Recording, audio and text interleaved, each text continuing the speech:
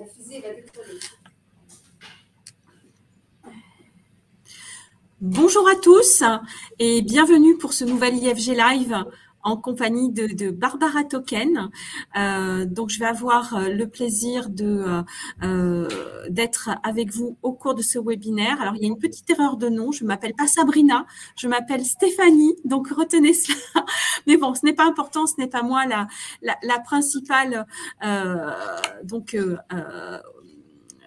Pardon, la personne qui va vous dérouler ce webinaire. Alors, tout d'abord, très rapidement, moi, je me présente, je suis donc Stéphanie Bonnet, je suis responsable du pôle experts et intervenants et j'ai le plaisir de travailler avec Barbara depuis quelque temps sur les questions de RSE et développement durable, sur l'IFG et pour nos formations. Barbara, aujourd'hui, va nous accompagner sur cette IFG Live pendant 1 heure, donc à peu près 3/4 d'heure de présentation et 1/4 d'heure de questions. Donc, Barbara est consultante et formatrice en RSE et donc dans son passé professionnel, elle a assuré différentes fonctions, que ce soit en RH, en commercial, en finance. RH, fonctions qui me sont très, très chères. Et donc, rapidement, elle s'est impliquée dans les démarches RSE au sein des différentes organisations auxquelles elle a pu participer. Tu m'arrêtes si je me trompe, Barbara. Et donc, depuis 2019, elle a choisi de basculer, on va dire, pas du côté obscur, mais du côté vert de l'entreprise. Et donc, elle accompagne les PME dans la mise en œuvre de leur démarche RSE. Accompagnement des PME et aujourd'hui, accompagnement aussi des entreprises et des différents acteurs de l'entreprise dans leur montée en compétences sur ces questions-là. Donc, je vais te laisser la parole, Barbara, pour que toi, tu puisses prendre le relais.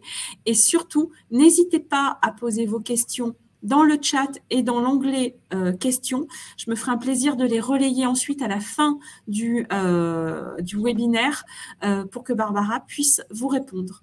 Barbara, c'est à toi. Merci beaucoup, Stéphanie. Eh bien, bonjour et bienvenue à tout le monde.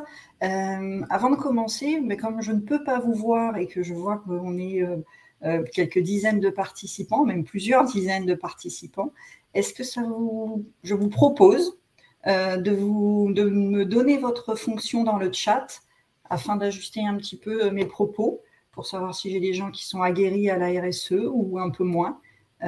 C'est gentil, merci beaucoup de me... Voilà, je suis en train de lire. Bonjour tout le monde, bonjour Prosper, bonjour Franck, je lis en même temps. Et donc, ça serait gentil de juste de me dire quelle est votre fonction dans l'entreprise ou votre intérêt pour ce webinaire, par exemple. J'ai un chef d'entreprise, très bien, bravo. On est ravis d'avoir des entrepreneurs avec nous. C'est très important. Responsable RSE, très bien. Responsable RSE, ok. Agent de la direction, ok. DG de la transition, ok, très bien. Directrice gouvernance, bon, on est déjà sur des thèmes qui touchent la RSE. Responsable des moyens généraux, très bien, ok. On voit déjà au travers des profils, des profils et des fonctions très diverses. Bon. Oui. Et bien, tout de suite, je vais commencer. Que la RSE intéresse tout le monde et toutes les fonctions de l'entreprise. Je vais vous présenter peut-être avant de commencer. Alors, on va passer une petite heure sur l'actualité de la RSE. Mais avant de passer à l'actualité, peut-être de rappeler son contexte et ses définitions, ce qui vont amener justement où on en est aujourd'hui. Alors, la RSE, définition sémantique de la RSE, c'est la contribution des entreprises au développement durable. Ce concept de développement durable a été posé dès 1987 par la première ministre norvégienne à l'ONU, qui s'appelle Gro Harlem Brundtland, et qui définit le développement durable comme étant celui qui contribue aux besoins du présent sans compromettre la capacité des générations futures à répondre aux leurs. Il faut garder en vue que la RSE se pilote sous 3 sphères, la sphère économique, la sphère sociale et la sphère environnementale. Une démarche RSE, quand elle est mise en œuvre en entreprise, elle veille évidemment à ce que la performance de l'entreprise soit toujours au rendez-vous, mais que les besoins humains soient satisfaits et qu'on le fait dans le respect des ressources naturelles. Donc, gardez bien à l'esprit ce triple bottom line. Alors, excusez-moi avec mon anglais, je vais batailler à chaque fois.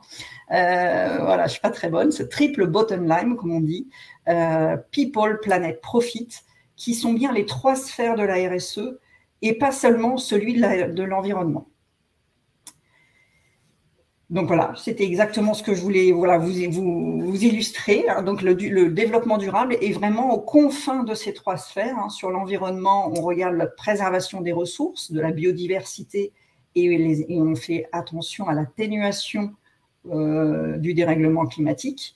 Sur la sphère population, people, c'est tout ce qui touche à la santé, alors des collaborateurs, mais aussi de l'écosystème de l'entreprise, l'éducation, l'habitat, l'emploi, l'insertion, l'équité, la mixité, l'insertion, je l'ai déjà dit, pardon, l'insertion et l'inclusion, voilà, c'était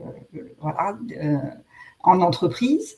Et puis, sur la sphère économique, le profit, évidemment, on regarde que l'entreprise continue de produire, qu'elle continue à investir en recherche et en développement, à produire de la richesse et qu'elle veille aux bonnes conditions matérielles de sa sphère, de son écosystème.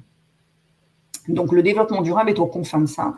Et peut-être vous retrouvez le mot vivable quand on est aux confins de la population et de la planète, équitable quand on prend soin des gens et de l'environnement, et viable quand on est évidemment sur le confin entre la planète et le profit. Donc on est bien sur le développement durable, donc une contribution dans ces 3 sphères. Et si je devais résumer la RSE et comment elle fonctionne en entreprise, donc c'est un projet, c'est une transformation, on parle de transition de plus modérément, qui répond à 7 principes essentiels, celui de la redevabilité, c'est-à-dire de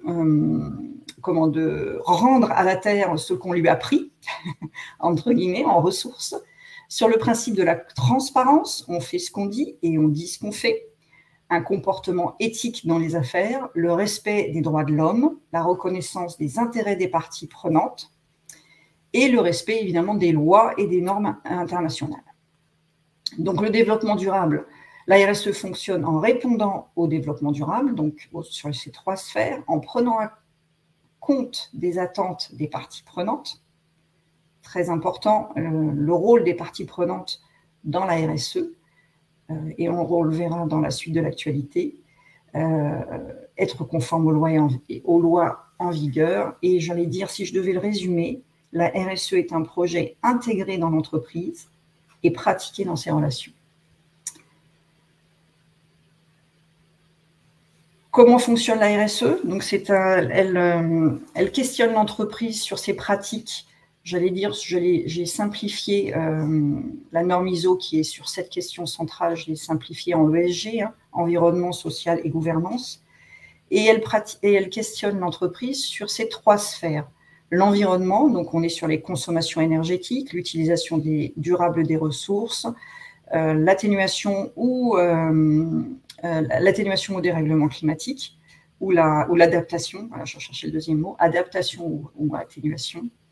La protection de la diversité, la gestion des déchets, l'analyse du cycle de vie et évidemment le fait que l'entreprise ne pollue pas son écosystème et n'atteint pas la santé publique. Sur le social, on est vraiment sur la sphère interne de l'entreprise. On va regarder les conditions d'emploi, la protection sociale, le dialogue social, la santé et la sécurité au travail, le développement du capital humain avec la gestion des carrières et des compétences. J'allais dire, je l'ai regroupé en qualité de vie au travail, c'est tout ce qui touche toutes les actions que mène l'entreprise pour concilier vie privée et vie professionnelle, le partage de la valeur ajoutée, les droits humains, on touche là à la lutte contre la discrimination, le harcèlement au travail, et le travail des enfants quand on travaille avec des prestataires internationaux. Et puis sur la sphère sociétale, on va regarder l'ancrage territorial de l'entreprise, sa contribution économique, sociale à son environnement, dans le sens environnement social. En termes de gouvernance, alors j'ai mis tout le reste, hein, tout ce qui est attendu dans la norme ISO 26000. La norme ISO 26000, c'est la norme qui encadre la RSE depuis 2010. Et je l'ai mis en 3 sous-parties. Il y a tout ce qui touche le respect des lois et des réglementations. Donc, on est sur des pratiques loyales, la lutte anticorruption, la protection des données et la confidentialité de ces données. Tout ce qui touche la qualité de service, le respect du consommateur, les attentes du consommateur, pour être juste. Donc, on va regarder tout ce qui est satisfaction client, achat responsable et consommation durable. Et enfin, on va regarder comment l'entreprise pilote cette démarche RSE, comment elle implémente ce projet dans toute son organisation et comment elle dialogue avec ses parties prenantes pour faire vivre son projet. Voilà, donc très rapidement, c'était pour reposer un petit peu les définitions de la RSE. Là, sur cette fresque que j'ai faite, je voulais vous montrer cette accélération de la réglementation de la RSE. Donc la RSE, c'était un projet volontaire de l'entreprise et ça reste volontaire. On va le voir dans la CSRD, même si c'est contraint. Et vous allez voir que l'entreprise a des latences. La réglementation, en fait, contraint par touche les entreprises à des sujets qui touchent à la RSE et on voit une accélération depuis 2015, depuis les accords de Paris, avec une loi très importante chaque année en France. Donc, on a évidemment la loi contre la corruption, le devoir de vigilance, le règlement général de la protection des données, l'index homme-femme, les mobilités durables, tout ce qui touche au gaspillage, enfin, vous voyez, tout ce qui touche. À chaque fois, on a une loi à peu près tous les ans. Et la loi, j'allais dire qu'il faut retenir et que finalement, je ne suis pas sûre que tout le monde sache en entreprise, c'est que depuis 2019, la RSE, si elle est à la main de l'entreprise, elle en est en revanche obligatoire. C'est-à-dire que toutes les entreprises doivent prendre en compte leurs impacts sociaux et environnementaux de leurs activités. Barbara, je me permets, donc quand tu dis toutes les entreprises, toutes les tailles d'entreprises ou est-ce qu'on a une... D'accord, donc ça peut concerner des TPE, des PME. Exactement. Ok, merci. Toutes les entreprises doivent prendre leurs impacts en compte. Oui. Alors, elles ne le font pas avec les mêmes obligations, selon les tailles. Et c'est là où on va voir que la CSRD va énormément contraindre les grands groupes, mais maintenant, aujourd'hui, les TPE. D'accord. Les TPE, les PME, pardon, excusez-moi. Les TPE, les PME, oui, oui. Voilà. Mais effectivement, tout le monde doit le prendre en compte. Alors, il y a... Et donc, la CSRD qui nous intéresse sur l'actualité de cette rentrée, donc la Corporate Sustainable Reporting Directive, dont je vais venir, je vais la remettre dans son contexte. Le contexte, c'est quand même les accords. Alors, évidemment, on est dans les accords de Paris, le protocole de Tokyo en 1997 qui avait posé effectivement que l'on devait réduire nos émissions de gaz à effet de serre suite aux alertes des rapports du GIEC. Et cette nouvelle stratégie de croissance européenne qui a été adoptée en 2019 sous le mandat actuel de la présidente Ursula von der Leyen et qui fait voter par paquet donc ce qu'on appelle le Green Deal, qui est en fait un dispositif réglementaire. Et donc, la CSRD entre dans ce dispositif réglementaire qui vise la neutralité carbone de l'Europe d'ici 2050 et la réduction des émissions de gaz à effet de serre de l'Europe, de l'Union européenne d'ici 2030. C'est le fameux paquet législatif qu'on appelle Fit for 55. Le problème, vous l'entendez bien, c'est que pour neutraliser en fait nos émissions carbone, pour réduire nos émissions carbone, dans un premier temps, il faut flécher un certain nombre d'investissements et que l'Europe met sur la table, entre guillemets, 1 000 milliards d'euros pour aider les entreprises à faire leur transition, mais qu'elle veut s'assurer que les financements qu'elle apportera seront bien des financements qui seront fléchés sur des entreprises vertueuses. Et la CSRD, en fait, elle rentre effectivement dans ce contexte de décarbonation de l'Europe puisque, j'allais dire, l'Europe veut reprendre le lead, entre guillemets, mondial sur les sujets d'écologie. Et donc, on va parler effectivement de ce rapport donc, qui a été adopté donc, au cours d'un processus réglementaire qui a été adopté le 31 juillet, donc la CSRD, la directive européenne qui pose ce rapport de durabilité, a été adoptée le 31 juillet par la Commission européenne. Alors, il faut quand même garder à l'esprit que tout ce que je vais vous présenter, c'est ce qui est écrit aujourd'hui, mais qui n'est pas encore fixé dans le marbre d'un côté réglementaire, puisque le Parlement et le Conseil européen ont 2 mois, donc jusqu'à la fin de ce mois-ci, pour rendre leur avis sur l'acte délégué qu'a écrit, donc, sur lequel a voté la Commission européenne et qui pose les principes de la CSRD que je vais vous exposer. Et que la CSRD sera en fait publiée, la directive sera publiée au journal officiel de l'Europe, vraisemblablement d'ici la fin de l'année. Elle s'imposera donc dans les droits des États en l'état, même si je pense que la France fera une transposition, puisque, pour avoir entendu en fait, pour avoir entendu un responsable politique, effectivement, c'est dans les tuyaux qu'une transposition se fera à la fin de l'année, en décembre, de la CSRD. Mais en l'état, elle est applicable, elle sera applicable dès l'instant où elle sera publiée au journal officiel de l'Europe, donc j'allais dire en décembre 2023. En attendant, on attend toujours effectivement que le Parlement et le Conseil se prononcent.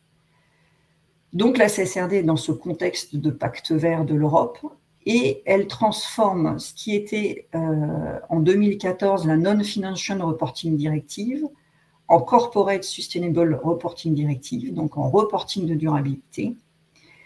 Et rappelez-vous, la directive de 2014 avait imposé une déclaration de performance extra-financière aux entreprises qui est passée dans la loi française en 2018.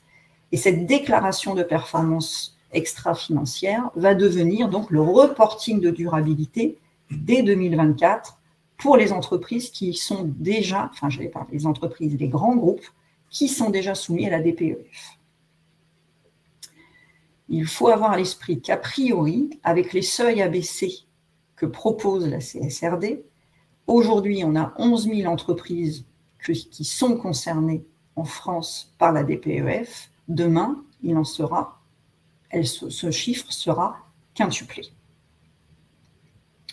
Alors, les 4 différences, j'allais dire, majeures qui renforcent la déclaration de performance extra-financière, et nous allons le voir, c'est d'abord la première chose, c'est que le nombre d'entreprises concernées donc, est plus important parce que les seuils sont abaissés en termes de salariés, de chiffre d'affaires et de bilan. Il y a une standardisation des normes, du reporting par des normes, donc c'est ce qu'on appelle les 12 normes de la CSRD, je vais y revenir et je vais vous les détailler. Une publication obligatoire sous un format digitalisé. Pourquoi ? Parce qu'il est question en fait de balayer, de pouvoir balayer, j'allais dire numériquement, les rapports pour pouvoir identifier rapidement les informations. Et puis une obligation de vérification de ce reporting par un organisme tiers indépendant, en particulier le commissaire aux comptes. Ça, c'est pour les grandes lignes de la CSRD. Pour les entreprises et les seuils abaissés. Donc, l'objectif de la CSRD et du reporting de durabilité, c'est que les entreprises qui se sont engagées dans une démarche de transition produisent des informations pertinentes, fiables et comparables. Et donc, les seuils donc, ont été abaissés pour les entreprises qui doivent donc faire ce reporting. Donc, c'est ce que je vous disais, dès 2025, au 1er janvier, donc sur les données 2024, donc ça va très vite, la loi va être adoptée, enfin, l'application va être mise en œuvre en décembre 2023 pour des données qui seront sur 2024 et donc des premiers rapports qui sortiront en 2025. Donc pour les sociétés, c'est ce que je vous disais, qui étaient déjà soumises à la déclaration de performance extra-financière, c'est-à-dire les sociétés européennes cotées sur les marchés européens, je précise bien, qui ont plus de 500 salariés, avec un chiffre d'affaires supérieur à 40 millions ou un total bilan supérieur à 2 millions d'euros. De ces trois conditions, il faut en remplir deux. Donc, deux de ces trois seuils. Il faut savoir que les niveaux sont consolidés au niveau européen. Donc, ces chiffres s'entendent par la consolidation des groupes. Et que ces seuils ne sont pour l'instant, aujourd'hui, on annonce 40 millions pour le chiffre d'affaires et 20 millions pour le bilan. Il est question déjà, dans les discussions au Parlement et au Conseil européen, de les ajuster par rapport à l'inflation, donc ils risquent d'être augmentés, puisqu'on est dans un contexte inflationniste, et que rien n'empêche les États derrière, quand ils les transposeront dans leurs droits, de revoir ces niveaux, j'allais dire, en étant plus exigeants. Donc aujourd'hui, on garde à l'esprit ces chiffres, mais pour l'instant, ils ne sont pas gravés dans le marbre. À partir des données de 2025, donc sur des reportings qui seront rendus en 2026, cette fois, le seuil est abaissé. Il s'agira des sociétés qui répondent à trois de ces seuils, à deux de ces trois seuils, pas très facile à dire. Donc cette fois, le seuil est abaissé à 250 salariés. Et puis les seuils de chiffres sont toujours celui, pour l'instant, gardé de 40 millions pour le chiffre d'affaires et un total bilan de 20 millions. À partir de 2026, donc sur les rapports qui seront rendus en 2027, il s'agira cette fois des PME, quelle que soit leur taille, cotées sur les marchés européens, à partir de 10 salariés. Donc. Et puis, enfin, en 2028, sur les données 2028, sur les rapports qui seront rendus en 2029, cette fois, la CSRD devient obligatoire pour les filiales des groupes non européens qui sont implantés dans l'Union européenne et qui ont un chiffre d'affaires supérieur à 150 millions d'euros. J'ai noté la petite note qui dit que le reporting est consolidé. Si le reporting est consolidé par la société mère, c'est-à-dire les filiales peuvent en être exemptées si elles en font la demande. C'est-à-dire que les seuils que je vous présente sont bien les seuils au niveau consolidé du groupe. Derrière, le groupe peut décider de faire des reportings de durabilité par filiale ou de faire un reporting de durabilité consolidé. Et si le groupe décide de faire un reporting consolidé, il peut demander que ses filiales en soient exemptées. Alors, on va rentrer dans le dur de ces 12 normes qui font ce reporting, qui structurent ce reporting. D'abord, il faut garder à l'esprit que ces 12 normes, elles sont pour toutes les entreprises, quel que soit le secteur. Et c'est pourquoi il a été ajouté dans les discussions de l'EFRAG et dans finalement les travaux de l'EFRAG, cette double matérialité, je vais revenir dessus. Le reporting s'adresse donc à tous les secteurs d'entreprise, dans tous les secteurs d'activité. Il est donc très généraliste. Il comporte donc 12 normes, 2 qui sont transverses. La première, elle pose les principes généraux du reporting. Donc là, il n'y a pas d'obligation pour les entreprises, c'est juste une norme qui décrit comment le reporting doit s'organiser, le type d'information que l'entreprise doit donner, la qualité, Elle doit parler, elle explique ce qu'est la double matérialité, comment l'entreprise doit l'aborder, le périmètre de sa chaîne de valeur, etc. Donc, elle donne tout un contexte, en fait. Et alors, le reporting de durabilité, il faut garder à l'esprit, alors effectivement, on veut une comparabilité des entreprises entre elles pour flécher les financements de la transition. Mais la deuxième chose que la présidente de l'Union européenne souhaitait en faisant le reporting de durabilité, c'était, alors évidemment, comme je vais vous le présenter, ça ne va pas être évident, c'est une joke, mais souhaitait simplifier les informations obligatoires des entreprises. C'est pourquoi le reporting de durabilité aujourd'hui, enfin, comme il sera demain, en fait, est adossé au rapport de gestion. Donc, tout ce rapport de gestion qui pose les risques de l'entreprise, ses investissements, la manière dont elle est gouvernée, tout son modèle d'affaires, en fait, eh bien, est, entre guillemets, accolé, enfin, j'allais dire aujourd'hui fusionné avec le rapport de durabilité. Donc ça, c'était la simplification souhaitée par la présidente de ce reporting. Sur les 12 normes, alors sur les 12 normes, il faut savoir quand même qu'il y a, entre guillemets, 82 points de reporting qui sont dans ces 12 normes, avec des centaines d'indicateurs. Ça, je vais vous faire peur, parce que le reporting de durabilité, en fait, il a été construit par les FRAG, mais en partenariat avec la GRI, donc la Global Reporting Initiative, et le Carbon Disclosure Project, c'est-à-dire aussi cette association internationale qui propose des indicateurs plutôt sur la décarbonation. Et donc, comme il était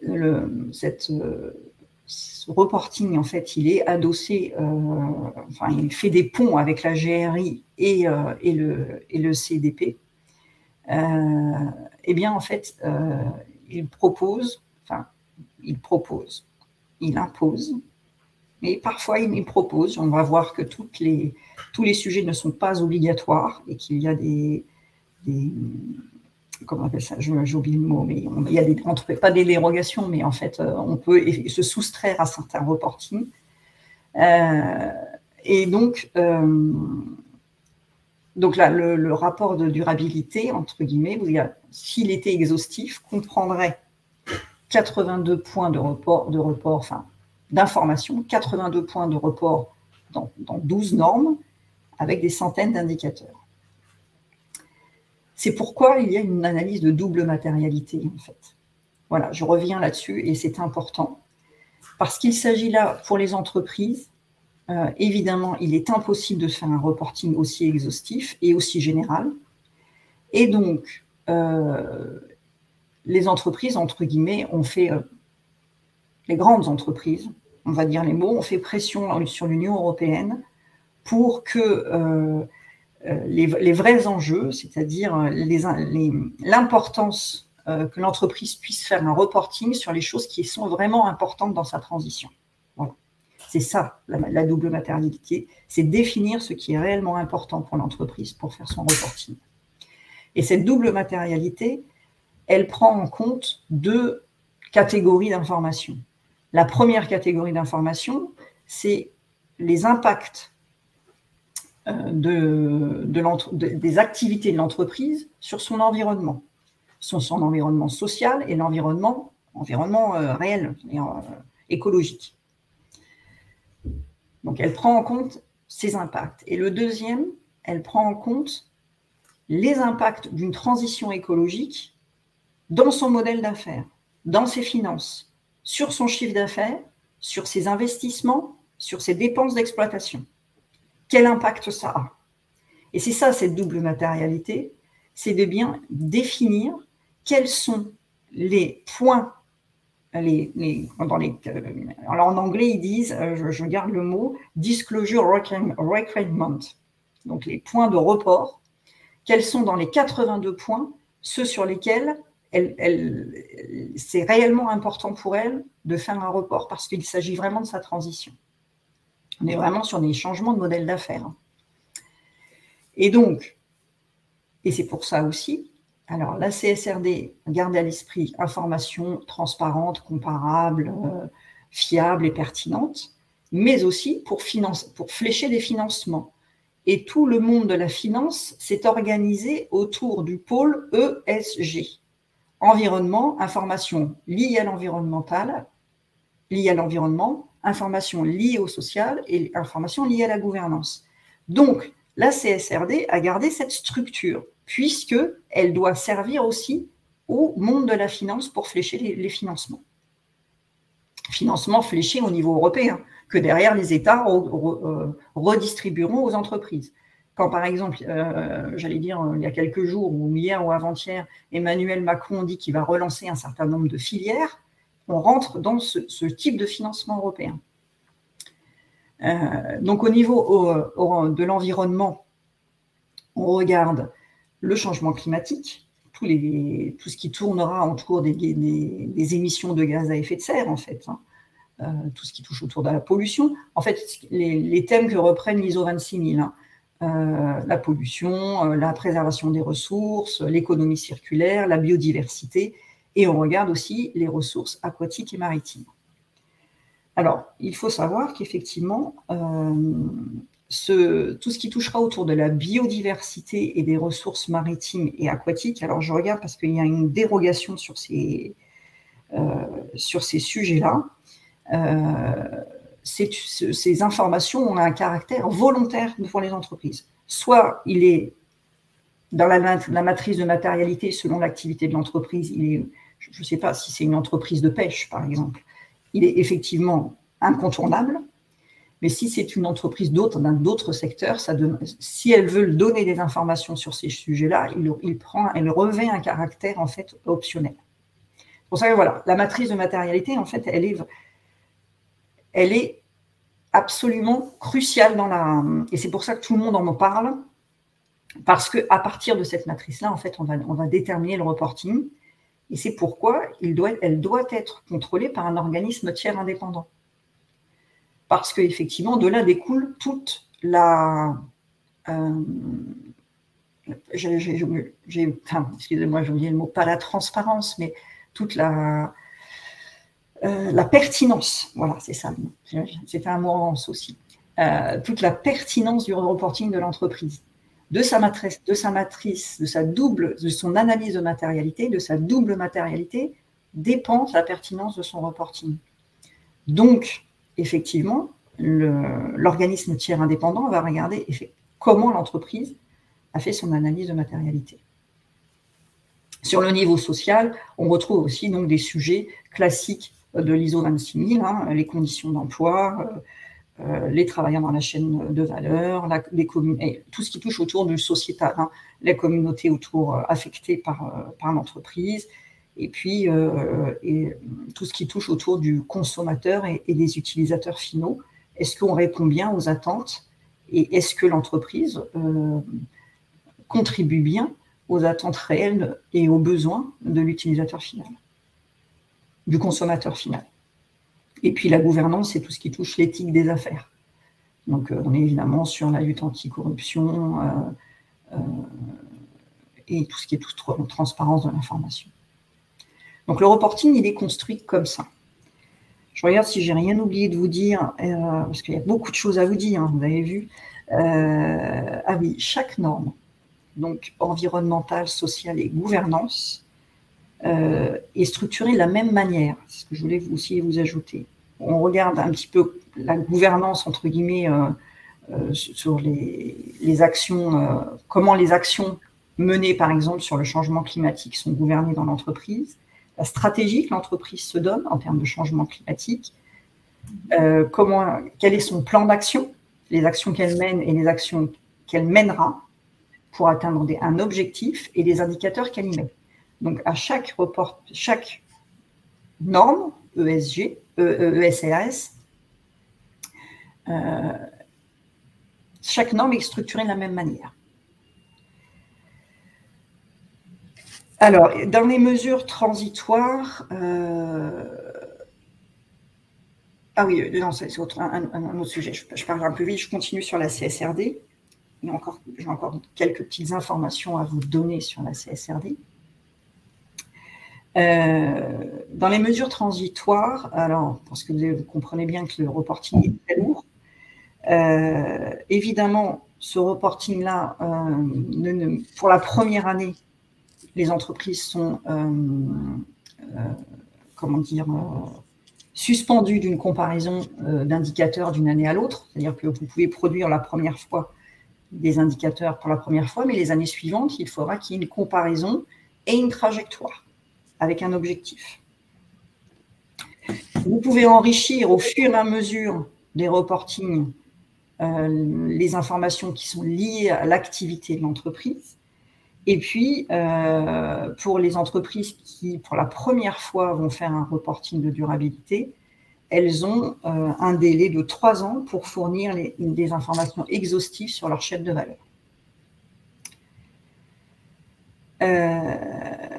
Pour les entreprises qui auront moins de 750 salariés, je vous donne en vrac, mais tout ça, ça va être gravé dans le marbre à la fin de l'année. Donc aujourd'hui, c'est tel que c'est écrit aujourd'hui. Pour les entreprises qui ont moins de 750 salariés, donc entre 250 moins de 750 salariés. Par exemple, pour l'indicateur qui est sur le changement climatique et l'indicateur incontournable qui est le bilan carbone, scope 1, 2, 3, le troisième scope ne sera obligatoire qu'au bout d'1 an, par exemple. Au deuxième reporting, en fait. Les travaux ne sont pas finis. C'est ce que je vous disais, donc le reporting de durabilité est très général. Il s'impose aux entreprises, mais quelle que soit leur activité. C'est pourquoi les FRAG, aujourd'hui, travaillent sur la transposition, en fait, de ce reporting dans les secteurs, pour faire des reportings un peu plus ciblés selon les secteurs d'entreprise, et elles travaillent sur 40 secteurs d'entreprise, et les premières normes, le premier cadrage, donc European Sustainability Reporting Standard de sectoriel, sortiront en juin 2025. En attendant, il faudra faire avec la double matérialité pour justement justifier des points, j'allais dire, pertinents du reporting de l'entreprise. Et un autre point que je voulais voir avec vous aussi, c'est qu'à la fin de l'année aussi, les FRAG travaillent évidemment sur la structuration électronique du rapport. Et là, ce que j'allais dire, c'est pour scanner en fait les rapports et tout de suite cibler les informations dans les rapports. Ça sera prêt aussi en fin d'année, normalement.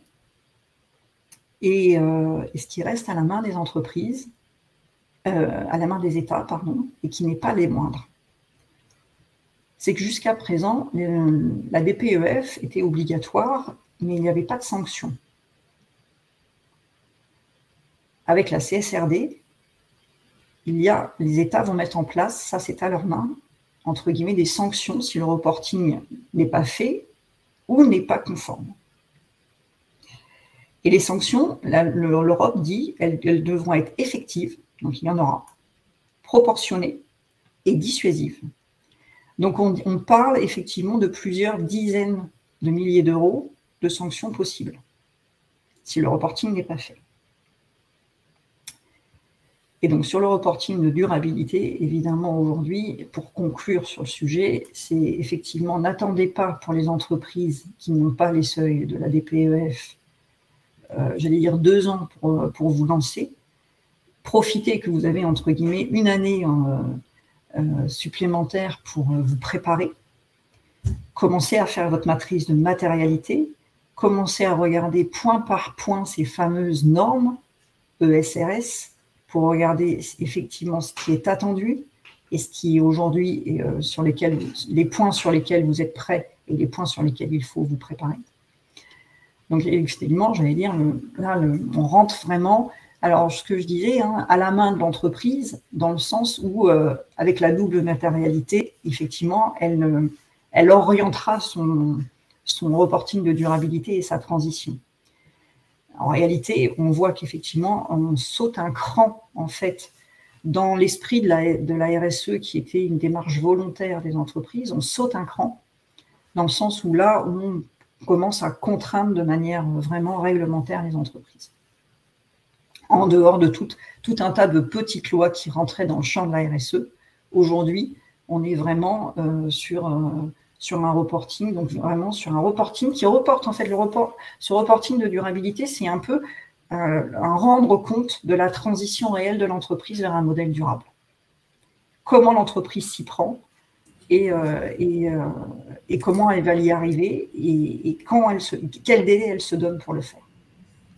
Barbara, je me permets de t'interrompre parce que justement, alors j'ai juste une question pour rebondir sur cette partie-là de Akash Juvenal Kouassi qui demande justement comment se faire accompagner pour son analyse de double matérialité. Ouais, j'allais dire, soit si vous avez déjà quelqu'un professionnel dans votre entreprise qui est sur la RSE et donc qui sera effectivement capable de décrypter, de lire les attendus et le descriptif et la définition de la matrice de matérialité, de la double matérialité. Soit évidemment, il y a beaucoup de cabinets aujourd'hui qui sont sur le sujet. Oui. Oui. Après, j'allais dire, c'est complexe parce qu'effectivement, sur l'aspect financier, il faut être capable de dire comment ça va impacter, comment la transition va impacter le chiffre d'affaires, comment ça va impacter les investissements, comment ça va impacter les dépenses d'exploitation. Si vous n'avez pas déjà identifié un minimum de vos risques liés à la transition, si vous avez, il y a vraiment un travail effectivement de fond à faire. Ce qu'on appelle, ce que j'appelle la formalisation de la RSE. C'est-à-dire que là, on a laissé pendant des années, en fait, les entreprises mener des actions RSE sans les structurer, sans leur donner finalement un objectif et une réelle transition du modèle économique. Là, aujourd'hui, c'est ce qui est demandé, et donc, effectivement, pour le coup, encadré par la CSRD, c'est ce qui va effectivement arriver. Enfin, aujourd'hui, j'allais dire, on est au pied du mur en termes de dérèglement climatique. Je ne sais pas, si vous écoutez l'actualité, mais aujourd'hui, les bulletins météo en parlent, montrent que ça s'accélère. Il y a le phénomène El Niño, je ne sais pas si vous en avez entendu parler, mais qui va encore accélérer ce réchauffement climatique cette année, l'année à venir, j'allais dire, pour l'année à venir. Oui. Donc, on est vraiment au pied du mur. Et il est absolument certain aujourd'hui, n'écoutez pas les climato-sceptiques qui ont des thèses un petit peu bizarres, mais il est absolument certain que ce dérèglement climatique est lié aux activités humaines et en particulier aux gaz à effet de serre supplémentaires dans l'atmosphère émis par les activités humaines. Donc, les entreprises ont donc vraiment un rôle à jouer pour réduire ces émissions de gaz à effet de serre. Et on a une course contre la montre à mener, là. C'est une course contre la montre. 2030 et 2050, c'est presque déjà trop tard. C'est presque déjà trop tard aujourd'hui, parce qu'on a attendu 20 ans. Ça fait 20 ans que la RSE est implémentée dans les entreprises, que les premières entreprises se sont lancées dedans. On a attendu 20 ans qu'elles se saisissent du sujet. Et donc, aujourd'hui, on est au pied du mur. Et j'entends encore beaucoup d'entreprises, moi, qui disent « Oh là là, le contexte réglementaire, il est toujours plus dur. » Mais oui, mais on en est venu là parce qu'on a laissé faire les entreprises, parce que l'Europe était libérale, en disant « les entreprises se saisiront du sujet ». En réalité, elles n'ont pas changé leur modèle d'affaires et elles ont continué à faire comme elles faisaient toujours, à rémunérer leurs actionnaires. D'accord. Et puis, je voulais voir un deuxième point d'actualité qui était intéressant, parce que ça, j'allais dire, c'est une loi qui… Alors, je vais en venir rapidement, parce que sinon, il y aura peu de temps pour les questions.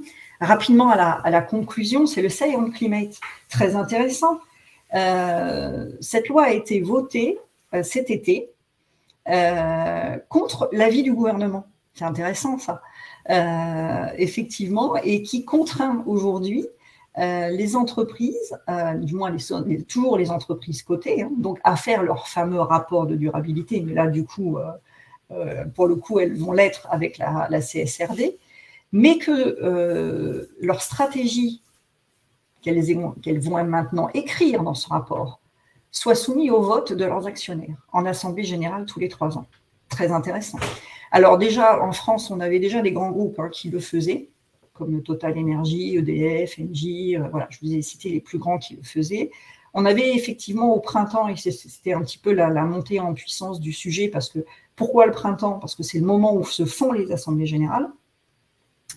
Un certain nombre d'organismes du milieu juridique, gestionnaires d'actifs, du milieu de la finance, qui avaient poussé pour que dans la loi sur l'industrie verte là, qui vient de sortir, et il y ait effectivement un article qui pose le say on climate, c'est-à-dire qui contraigne les entreprises cotées non seulement à faire leur reporting de durabilité, mais de soumettre ce reporting à l'avis des actionnaires.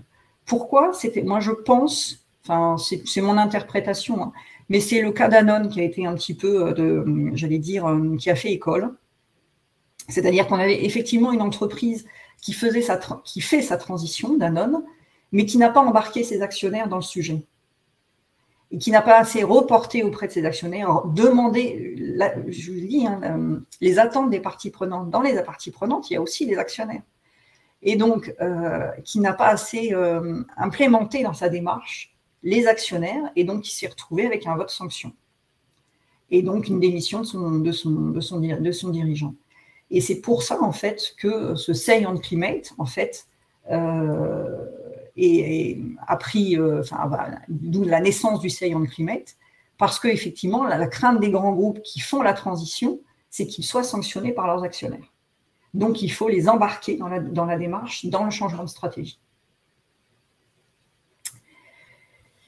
Je crois que j'ai essayé, alors j'ai un petit peu, ah oui, quand même, je vais finir par une note positive. Alors, moi, j'ai essayé de tenir le temps, et puis en 2 minutes, c'était un petit peu les perspectives que je voulais vous donner. C'est parfait. Voilà, je voulais tenir le temps, je voulais vous dire plein d'informations. Mais, et une note positive, merci. Voilà, une note positive, c'est qu'effectivement, on est vraiment sur un changement, on dit un changement pour faire gentil, enfin pour faire politiquement correct, mais c'est vraiment une révolution. On est en train vraiment de changer la manière dont aujourd'hui on valorise une entreprise. On ne la valorisera plus demain que sur ses états financiers. On va la valoriser aussi sur ses impacts sociaux et environnementaux. Et c'est ce qu'on appelle la triple comptabilité. Déjà, des cabinets commencent à travailler dessus. Alors, il y a un indice, je vous invite à aller sur leur site, l'indice Vérité 40, qui recalcule la rentabilité des groupes du CAC 40 s'ils devaient payer leurs impacts socio-environnementaux ramenés à la tonne de CO2. Et là, on découvre que la moitié d'entre eux auraient des résultats bien moins bons que ceux qu'ils présentent. Et puis, on a des initiatives privées, des modèles CARE, Lias Societal, le Goodwin Management, Audencia, qui travaillent sur des comptabilités, ce qu'on appelle des triples comptabilités, c'est-à-dire comment, entre guillemets, valoriser en fait les impacts sociaux et environnementaux pour qu'ils soient pris en compte dans le bilan total de l'entreprise et que le bilan demain des entreprises ne soit plus un bilan financier. Donc, on est vraiment sur un changement de vision de l'entreprise et j'allais dire c'est tant mieux parce que jusqu'à présent, une entreprise qui puisait des ressources naturelles, les ressources naturelles étaient gratuites. Ce qu'elle paye ou entre guillemets, ce qui impacte dans son plan financier, c'est les moyens qu'elle met pour les exploiter, pour les distribuer, etc. et pour les transformer. Mais la ressource en elle-même, elle était gratuite. Aujourd'hui, il n'en est plus question, puisque notre père dit « ça suffit ». Voilà. Donc, et puis j'allais dire, on pourrait étendre ça à la sphère sociale de la même manière. On peut, j'allais dire, aujourd'hui, on peut plus compter la valeur d'un produit uniquement sur sa valeur financière. Si vous payez, j'allais dire, un vêtement 3 €, quelque part, il coûte cher à quelque chose ou quelqu'un. Ça veut dire qu'à l'autre bout du monde, il y a un enfant qui a travaillé dans des conditions, ou des personnes qui ont travaillé dans des conditions lamentables, ou qu'on a épuisé la terre de ses ressources. Quelque part, l'environnement ou le social l'a payé. Il est impossible aujourd'hui, donc l'idée, c'est de revaloriser en fait toute notre économie avec cette prise en compte de ces 2 sphères. Je vais laisser les questions. Je vais me remettre sur le chat, du coup. Mais je vais te relayer les questions, Barbara. Donc, effectivement, et n'hésitez pas à en poser à nouveau. Donc, je suis restée silencieuse pour laisser à Barbara le soin de dérouler sa présentation. Donc, tu nous as répondu sur comment se faire accompagner. Il y a effectivement beaucoup d'entreprises et de cabinets qui peuvent accompagner les entreprises. Nicolas nous demande si une entreprise d'audit peut-elle vraiment être considérée comme guidant un régulateur? Alors, une entreprise d'audit peut-elle vraiment être considérée comme guidant un régulateur? C'est-à-dire, vous voulez dire, excusez-moi, mais si vous voulez bien préciser votre question, parce que je ne la comprends pas et vous aurez mal l'interpréter. Est-ce que vous voulez dire que les cabinets d'audit influencent le régulateur, c'est-à-dire le législateur?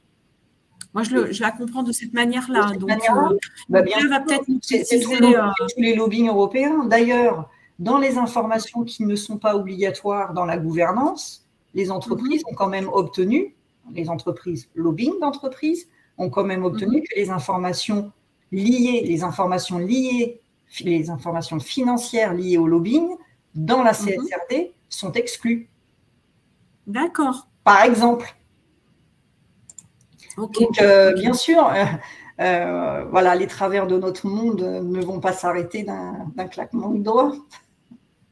Le principe de transparence qui est fondateur dans la RSE, voilà, il a encore beaucoup de mal à réellement s'appliquer.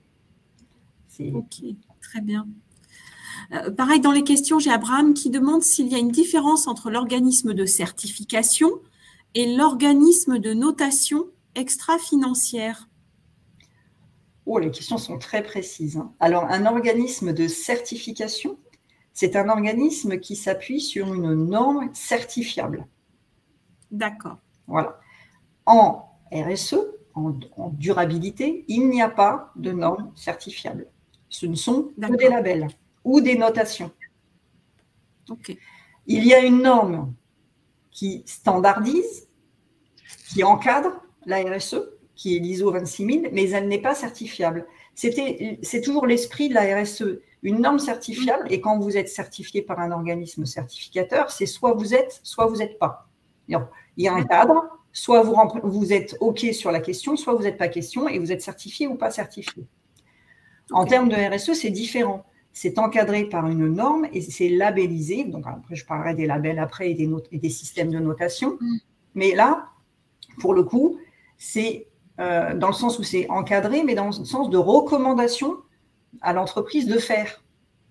La norme donne des indications aux entreprises pour monter une démarche RSE, pour mettre en œuvre une démarche RSE. En aucun cas, elle lui dit vous avez fait ou pas fait, puisqu'elle n'est pas certifiable. Par contre, il y a des organismes qui font des labels et des organismes qui font des notations. Alors, l'un ou l'autre. Hein. Alors, j'allais dire, certains labels plus ou moins sérieux, parce que c'est pareil, il y a des labels aussi qui font sur le déclaratif et sur pièce, et il y en a d'autres qui vont mettre des auditeurs sur site. Donc, c'est pour ça qu'on a fait un peu de confusion avec le certificateur, parce que l'organisme certifiant, il y a un audit de site. Certains labels le font, parce qu'ils font sérieux, d'autres le pas. Et les organismes de notation, sûrement pas, par contre. Les organismes de notation, vous renvoyez sur une plateforme un questionnaire auquel vous avez répondu avec des pièces. Et on vous octroie une note. Voilà. Mais voilà, après, il faut regarder, c'est tout l'intérêt de regarder la solidité des notations et des labels derrière. Hein. Très bien. Alors, j'ai des petits bouts de questions. Tac, tac, tac. Je suis en train de regarder, d'aller sur les questions. J'avais une question de Nidal. Les ESRS, les normes élaborées par l'EFRAG sont-elles mises en vigueur ou pas encore? Non, pas encore pour le coup. Elles seront, toutes ces ESRS, donc les 12 qui structurent la CSRD, elles vont effectivement être publiées au journal officiel à la fin de l'année. Et là, effectivement, là, pour le coup, elles s'appliqueront. Mais aujourd'hui, elles sont encore un petit peu ajustées à la marge par le Conseil et le Parlement européen, voire peut-être que la France transposera, pourquoi pas, plus dur. On peut l'imaginer. Elle peut transposer un peu plus, en étant un peu plus, en voulant être un peu plus royaliste que le roi, entre guillemets. Puisque l'idée, en fait, de la France, c'est quand même de prendre le lead dans cette transformation, dans le lead des pays européens dans cette transformation. On peut l'imaginer. Hein. Et donc, non, effectivement, c'est pourquoi, là, aujourd'hui, c'est tel que c'est écrit, tel que l'acte délégué a écrit les choses, avec effectivement un certain nombre de choses qui ont été revues par rapport à ce qui a été écrit au départ, parce qu'il y a des lobbying et puis et des entreprises qui ont alerté sur le fait qu'elles n'étaient pas toujours très bien prêtes. Et donc voilà, aujourd'hui, on attend effectivement la fin de l'année que… Là, de toute façon, c'est imminent. Hein, dans les 2 mois, ça sera effectivement écrit dans le marbre. Et dès que ça sera publié au journal officiel, par contre, c'est directement transposable, enfin transposé dans le droit français. Ouais. Voilà. Okay. Oui, bien sûr. Voilà. Bien sûr. Juste une question, alors à laquelle tu avais répondu en partie tout à l'heure, mais je vais aller un petit peu plus loin. Nicolas nous demande si toutes ces obligations, elles s'adressent aussi aux entreprises individuelles. Moi, je vais un petit peu plus loin. Nicolas nous parle des entreprises individuelles, mais est-ce qu'elles s'adressent aussi à des organisations de type associatif? Tu as en partie répondu tout à l'heure. Alors là, apparemment… Enfin, ça ne concerne que les entreprises. Que les entreprises. Par contre, le fait que ces grandes entreprises, entre guillemets grandes PME, et aujourd'hui les grandes entreprises, aujourd'hui vont faire un reporting de durabilité. Elles vont reporter, excusez-moi, c'est reporter, leurs obligations sur leurs prestataires, sur leurs fournisseurs, etc. Donc elles vont reporter ça dans tout le tissu économique. Elles ne vont pas évidemment toucher les entreprises individuelles. Ça, on le voit déjà. Moi, la plupart des entreprises qui viennent me voir, ce sont des PME, TPE qui se retrouvent avec des questionnaires pour se faire référencer ou des critères pour des appels d'offres qui leur demandent des critères RSE. Donc, qui leur demandent en fait de répondre aux obligations du grand groupe, par exemple en termes d'achat responsable. Et donc, du coup, elles se retrouvent à devoir structurer une démarche RSE. Alors, évidemment, pas avec ce reporting très compliqué, mais à structurer une démarche RSE qui tient la route de manière à pouvoir répondre et de montrer effectivement qu'elles aussi, elles sont dans la transformation. Bien sûr. Oui. OK. Alors, Philippe nous pose bien sûr la question de la compétitivité à l'échelle mondiale. Je pense que voilà, on a les normes européennes, il y a la loi française, et donc plus dur se pose une question de compétitivité à l'échelle mondiale. Alors à l'échelle mondiale, finalement, la CSRD, elle ne se fait pas, elle n'est pas décorrélée non plus de son pendant américain qui est l'ISSB. D'accord. Ils travaillent ensemble, en fait, justement pour que justement les grands groupes qui sont internationaux et qui auraient l'obligation de CSRD, finalement, en faisant la CSRD qui est plus exigeante, remplissent les obligations de l'ISSB en termes de groupes mondiaux, enfin, en termes d'implantation anglo-saxonne. D'accord. L'idée aussi derrière, effectivement, c'est… moi, je le vois comme ça. Si on est très exigeant avec les groupes européens, entre guillemets, c'est une manière de faire du protectionnisme. D'accord. Puisque derrière, on va, du coup, entre guillemets, peut-être mais je pense que peut-être c'est ce qui va arriver. Hein. Tout le monde entend parler de la taxe carbone. Et l'idée, effectivement, c'est si les grands groupes sont dans cette transition européenne, ils auront un temps d'avance puisqu'ils sont dans la transition réelle. Que ceux qui ne le sont pas, eh ben, cette taxe s'appliquera. Et ça sera une manière de faire du protectionnisme. Donc, moi, je ne le prends pas en disant que ça va être une perte de compétitivité des entreprises européennes. En tout cas, pas sur le marché européen. Mais plutôt un atout. Un atout. Et puis, j'allais dire, on n'a pas le choix, quoi. Enfin, j'allais dire, aujourd'hui, je ne crois pas, quoi qu'on en dise, hein, même si aucun continent ne travaille pas sur ces sujets. Hein. Oui. Oui. Non, mais complètement. On a le temps pour une dernière question, peut-être, Barbara, et après nous pourrons conclure. Je reviens sur la question de l'étude de matérialité. Donc, Akash Vinal-Kwasi nous dit: nous avons défini nos enjeux prioritaires à l'issue d'une étude de matérialité. L'étude de double matérialité signifiera que nous devons redéfinir notre politique de durabilité avec de nouveaux enjeux matériels? C'est possible, effectivement. C'est possible parce que là, du coup, vous allez regarder l'impact de la transition, hein, et j'allais dire et aussi du dérèglement climatique, entre autres, sur l'impact financier sur votre entreprise. Donc, vous allez peut-être trouver, entre guillemets, d'autres enjeux à répondre. Ça va peut-être compléter, ça va pas la rendre caduque. Ça va la compléter, en fait. Ça va la compléter. D'accord. C'est pas tout le travail que vous avez fait n'est absolument pas perdu. OK. Mais elle va être effectivement affinée avec une vision financière. OK. C'est parfait, c'est très clair. Parfait, Barbara. Ben, écoute, il est temps de conclure. Nous avons tenu les délais et je t'en remercie sur cette présentation tenue au cordeau. Est-ce que tu as le mot de la fin de ton côté? Bien sûr, allez-y, faites cette transformation. J'allais dire, moi j'ai monté mon entreprise à cause de ça. J'allais dire, j'ai vécu 30 ans en entreprise, dans des secteurs où, au moment où on faisait des plans sociaux, donc c'était pas super, c'était pas, on parle de dialogue social politiquement, en réalité c'était du conflit social. Après j'ai été, dans ma carrière, j'ai fait de l'intelligence économique, alors tout ce qui concerne lobbying, Cuba, etc., allez-y, je connais très bien ce que c'est. Et moi, je me suis dit, je monte mon entreprise parce que je veux prendre le contre-pied de tout ça. C'est pas possible.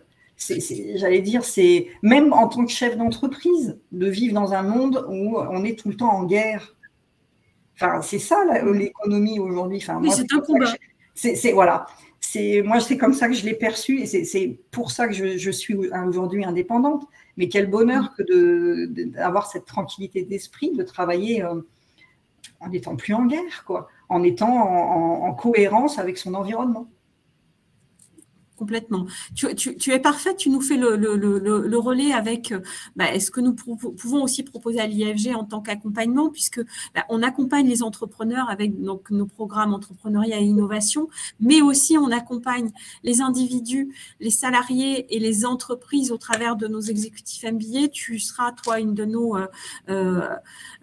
intervenantes et donc on compte sur des personnes comme toi pour nous fournir des outils pour pouvoir justement appliquer tout cela dans nos entreprises respectives. Donc, je vous invite tous à aller effectivement consulter, que ce soit nos exécutifs MBA, mais aussi nos certificats qui vous permettent sur des durées un petit peu plus courtes de pouvoir acquérir les fondamentaux, mais aussi les outils pour avancer. Écoute, Barbara, moi, je te remercie au nom de l'IFG pour cette présentation qui est très claire et j'espère te retrouver très, très vite au cours d'un prochain IFG Live ou d'une de nos masterclass ou d'un de nos modules. Merci à tous pour votre participation. Une belle transition et merci beaucoup à tous de m'avoir écouté.